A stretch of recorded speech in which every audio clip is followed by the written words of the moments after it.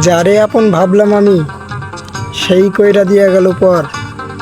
ভালোবাসার এই শহরে খুঁজা পাই না নিজের ঘর। দেখাবো মনের দুঃখ গো আমি বুক চিরি। টাকার যে এত মূল্য, গরিব না হলে বুঝতেই পারতাম না।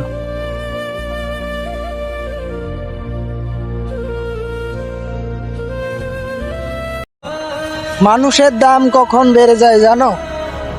তুমি যখন তাকে আপন ভেবে গুরুত্ব দিবে, তখনই তার দাম বেড়েছে।